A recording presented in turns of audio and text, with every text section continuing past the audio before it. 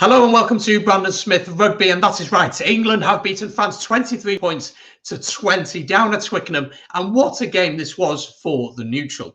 Here is my review and my big top 5 talking points from the game. If you're new here, do hit that subscribe button. It's free to do as we push towards 1,200 subscribers. So your subscription would be massively appreciated. Hit the red button down there. And as always, of course, let me know your thoughts down in the comments below. Point number 1 has got to be about England. We've got to first of all credit England for the win because their performance was probably the best we've seen from them since the Rugby World Cup of 2019. The way they managed the game really impressed me. Their ability to change certain styles to suit the moments in the game was so impressive. They knew when they needed to run with the ball in hand. They were aware when the space was in behind to kick. I thought Youngs had a really good game. Ben Youngs at 9 once again had a brilliant game. Players who came in for other players, so Max Malins who came in for Daly, I thought had a fantastic game as well. And it was good to see the likes of Billy Vunipola once again getting back into form. On the whole, England deserved to win this game. Their discipline was much better. We'll get to that in a second. And also, just their ability to play in the right areas of the pitch really impressed me. Something that France struggled with early on in the game. And later on, they kind of sorted that out. But England really just had their game management on point throughout the game. So congratulations to England fans. Let's move on to point number 2. Point number 2 has got to be about England's discipline. England's discipline was so much better than we've seen over the past few weeks. One of the players who will be the hero of the match today is Maro Itoje. Of course, we'll get onto that try in just a second, but he had a great game. He was an absolute nuisance around the park, and at the end, he was really putting the pressure on the superb, once again, Antoine Dupont. Let's take a look at some stats from this game. And so England's discipline, 12 conceded in this game compared to the 14 against Wales, which doesn't read great, but it is quite a bit of a difference considering that they had 0 pens conceded at the maul and 0 at the line out as well. You've got to give credit to France. France, I do think, won the battle at the breakdown. Overall, they had a lot of success there. But England were very much more disciplined. They did the simple things very well. And that'll be very encouraging to Eddie Jones. And over the week, you may have heard in the news that they've actually had a referee down at their training ground. They've had Wayne Barnes down there to help them go through some things. And that certainly has helped the team. I thought the England mentality going into the game would be one of nerves. And I was wondering whether they had the bottle, whether they had the ability in the dying moments to really get a win.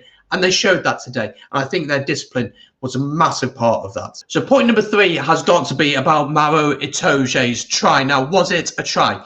On the watch along I did, my initial reaction was no, it's not a try. And the question Andrew Brace was asking was, is there enough evidence for me to give this try? Now, I do have an issue with the way he asked the question, the way the decision was made. I agree with the decision that the TMO did, having looked back at it. It is a try. 100% was a try. There is a grounding there. I've seen it back. It is a try. And what that shows is England's bottle, England's ability, and England's power going forward. They knew in that moment that France was shattered. They're so tired at this point. If England can pick and go through the phases, use the power of Itoje, of Vunipola, of Ben Earls, of all these players who come off the bench and offer them something different, then they will win this game. And they absolutely showed that today. The power and the physicality of this England team, combined with the ability of the backs, England should be one of the best teams in the world. And they showed that today, that they can compete at that level. If they can get their forwards fiving and their backs fiving at the same time, then they can be a massive threat to any team.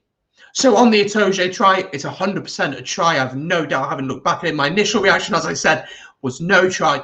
But having looked back at it, you can see in the first movement over the try line, it is a try. Let me know in the comments down below though, your thoughts on that one. Point number 4 then has got to be about France. We've got to talk about the battle of the 10s because Jalibert once again had a brilliant game for France. I thought he was absolutely fantastic today. The way he took the ball to the line, the way that he flew some brilliant passes out, and his try assist for the Pinot try was absolutely brilliant. The way that he held his line, he kept holding it, he held it, and then released it. His kicking game was fairly good. He missed one kick today. But on the whole, what a way this young man is stepping up. 22 years old, playing for Bordeaux out in France. And he's really putting his hand up for selection more often. We do have to talk about his competitor in the role, though, that is Roman Ntamack. He will be thinking, am I going to get into this team now? Of course, France will play Wales next, which for Wales would be a Grand Slam decider. But for Jalibert now, he knows he's got that 10 shirt, and Ntamack's going to have to fight really hard to get that. A year ago, you just said Ntamack has the shirt, but due to injury, Ntamack's not been in the team. But Jalibert today really stepped up and played a massive part in the game. Also, Antoine Dupont was brilliant as always, although it was his knock-on at the end that gave England possession to win the game. But you've got to say that battle between Ntamack and Jalibert is really hotting up. Let me know in the comments down below who you'd pick to start at 10 against Wales. And the final point, point number 5, has got to be about Anthony Watson, man of the match on the day, and he looks so dangerous throughout the match. Let's have a look at his stats. So he played 80 minutes, 1 try for him, 83 metres made, 8 carries, 29 metres kicked, and also 4 broken tackles is a really good shift from the wide man. He was brilliant throughout the day. He was beating defenders for fun, and also he's probably been one of the form wingers in England for a long time recently, and he's really showing that for Eddie Jones's side. He was brilliant throughout the day and rightly deserved man of the match, in my opinion. So there we go. Those are my big 5 talking points from this game. As always, do let me know your thoughts in the comments down below. How do you see England going into that next game for them, which is against Ireland, of course, next week? Where do France go from here ahead of Wales?